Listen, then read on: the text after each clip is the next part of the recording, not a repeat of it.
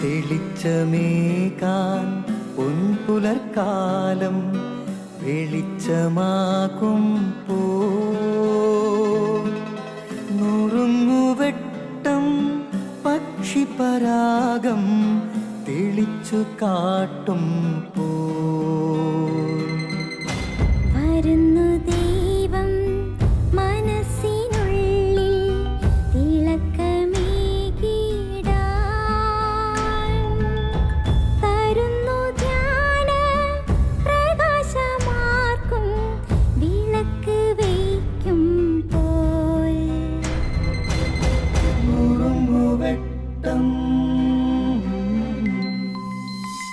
ഇറങ്ങിടട്ടെ ഹൃദന്തമെല്ലാം യുഗപ്രകാശത്താൽ മറഞ്ഞിടട്ടെ മാനാന്ധകാരം യുഗപ്രസാദത്താൽ നുറുങ്ങുവെട്ടം.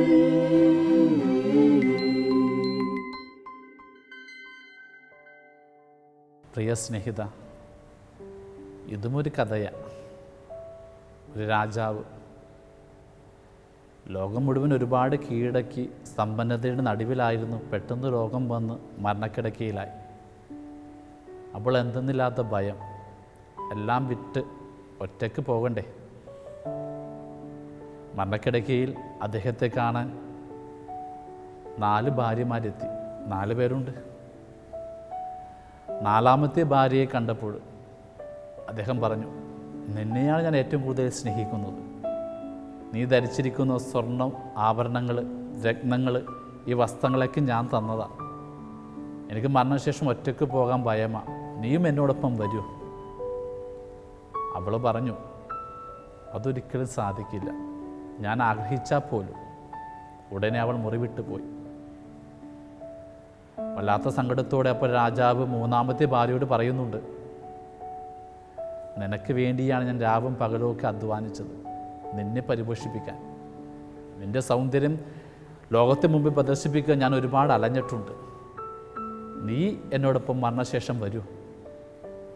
അവൾ പറഞ്ഞു, എനിക്കിപ്പോഴും പ്രായമായിട്ടില്ല, അതുകൊണ്ട് അങ്ങയുടെ മരണശേഷം ഞാൻ മറ്റൊരു വിവാഹം കഴിച്ച് ജീവിക്കും. അതാണ് എൻ്റെ തീരുമാനം. സങ്കടത്തോടെ വീണ്ടും അയാൾ 2ാമത്തെ ഭാര്യയോട് പറഞ്ഞു, എല്ലാ പ്രതിസന്ധി ഘട്ടങ്ങളിലും നീ എന്നോടൊപ്പം ഉണ്ടായിരുന്നു, ഇന്നും എൻ്റെ കൂടെ ഉണ്ടാകുമെന്ന് വിചാരിക്കുന്നു. അവൾ പറഞ്ഞു, ഇന്ന് മാത്രം ഞാൻ ഉണ്ടാകില്ല. വേണമെങ്കിൽ ഞാൻ നിങ്ങൾക്ക് വേണ്ടി നല്ലൊരു ശവസംസ്കാര കർമ്മം നിർവഹിച്ച് തരാം, നല്ലൊരു വിരുന്ന് കൊടുക്കാം പ്രിയ ജനങ്ങൾക്ക് വേണ്ടി. പക്ഷെ മരണത്തിനപ്പുറം വരാൻ പറ്റില്ല.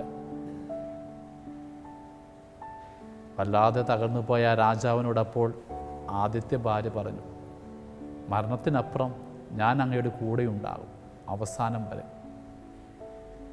അപ്പോൾ അയാൾ പറയുക, നീ എൻ്റെ കൂടെ ഉണ്ടാകുമെന്ന് ഞാൻ നേരത്തെ അറിഞ്ഞിരുന്നുവെങ്കിൽ കുറേ കൂടി സ്നേഹം ഞാൻ നിനക്ക് തരുമായിരുന്നു. ഈ 4 ഭാര്യമാരെ പോലെ എല്ലാവരുടെയും ജീവിതത്തിലും 4 പങ്കാളികളുണ്ട്.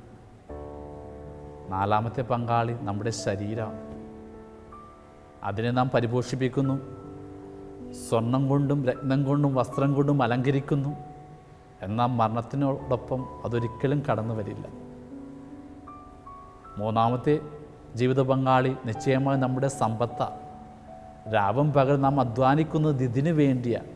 ഇതിൻ്റെ പ്രതാപം മറ്റുള്ളവരെ കാണിച്ച് ഒരുപാട് നാം അഭിമാനിച്ചിട്ടുണ്ട്. എന്നാൽ മരണത്തിനപ്പുറം ഒരു ചെമ്പ് നാണയം പോലും നമുക്ക് കൊണ്ടുപോകാനാകില്ല.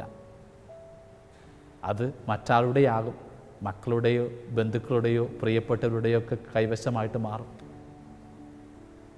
2ാമത്തെ പങ്കാളി നിശ്ചയമായും നമ്മുടെ പ്രിയപ്പെട്ട ബന്ധുക്കളൊക്കെ തന്നെയാണ്. മാതാപിതാക്കൾ, മക്കൾ, അവരെപ്പോഴും നമ്മുടെ കൂടെ ഉണ്ടാകാം എന്ന് വിചാരിക്കരുത്. ഒരുപക്ഷെ മരിക്കുമ്പോൾ അവർ നമുക്ക് വേണ്ടി കരഞ്ഞേക്കാം, പ്രാർത്ഥിച്ചേക്കാം. എന്നാൽ അതിനപ്പുറം അവർ കടന്നു വരില്ല. മരണത്തിനപ്പുറം വരുന്ന ഒരേ ഒരു ജീവിത പങ്കാളിയേ ഉള്ളൂ, അത് നമ്മുടെ ആത്മാവാണ്. ശരീരത്തെ പരിപോഷിച്ചു കൊള്ളുക, സമ്പത്തുകൾ സമ്പാദിച്ചു കൊള്ളുക, ബന്ധുക്കളോടൊപ്പം ജീവിച്ചു കൊള്ളുക. പക്ഷേ ഒരല്പസമയം നാം ആത്മാവിന് വേണ്ടി മാറ്റിവെക്കണം. കാരണം മരണത്തിനപ്പുറം അതേ ഉണ്ടാകൂ കൂടെ. ഓർമ്മയില്ലേ ആഘോഷനായ ധനവാൻ? അവനെക്കുറിച്ച് ദൈവം പറയുന്നത്, ഈ ലോകം മുഴുവനും നേടിയാലും നിൻ്റെ ആത്മാവിനെ നഷ്ടപ്പെടുത്തിയാൽ പിന്നെ എന്ത് പ്രയോജനമെന്ന്.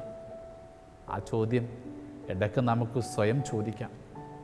ആത്മാവിന് അല്പം വില കൊടുക്കാം, പ്രാർത്ഥിക്കാം, ധ്യാനിക്കാം, നന്മയുടെ വഴിയിലൂടെ കടന്നുപോയി ആത്മാവിനെ നമുക്ക് അല്പം കൂടി വിലയുള്ളതായി പരിഗണിച്ച് മുന്നോട്ട് പോകാം.